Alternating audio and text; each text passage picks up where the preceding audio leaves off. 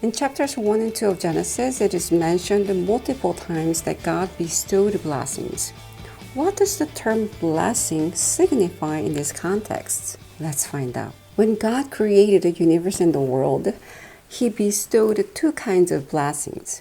In chapter 1, God blessed the people, enabling them to be fruitful and multiply and fill the earth. Then in chapter 2, God blessed the seventh day and made it holy. Here, the blessings in Genesis 1 and 2 have different concepts. The blessing in chapter 1 is a physical and material blessing where God commanded to be fruitful and multiply. In chapter 2, the blessing is a spiritual, where God sanctified certain elements. God gave a holy blessing and a blessing of prosperity and greatness. One material and the other spiritual. However, in the Bible, the term blessing in chapter 2 refers to spiritual wealth. In other words, it does not signify material abundance as a blessing, but rather it is termed as blessedness or blessed state. Therefore, we can say that when God created the universe and the world, He bestowed both blessedness and blessing. There is a significant difference between material wealth and spiritual blessing.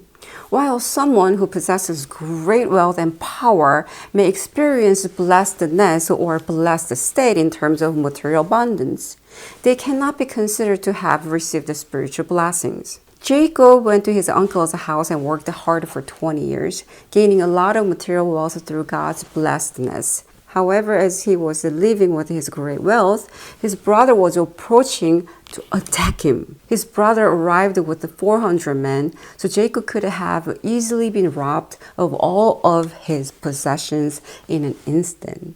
This shows that while material possessions can be earned by someone over decades, they can also be taken away all at once by someone stronger. Material wealth has no permanent owner.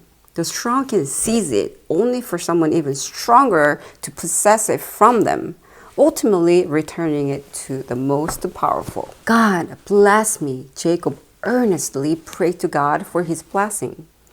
And finally, after his hip was broken and twisted, he received the blessing. At that moment, he wasn't praying for more material wealth. He sent his possessions across the river to prepare for his brother's arrival and prayed fervently. He asked God to bless him, seeking spiritual wealth so that he could possess his material wealth.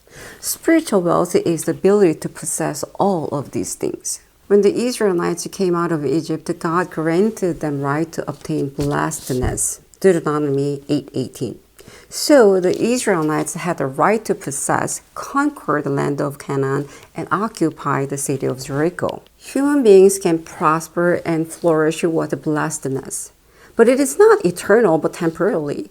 However, no one can take away spiritual blessings. It is eternal.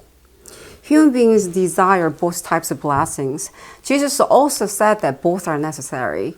For example, in Matthew 4, when the devil tested Jesus, the Lord said that man shall not live by bread alone, but by every word that comes from the mouth of God. In Genesis 2, God blessed the seventh day and made it holy.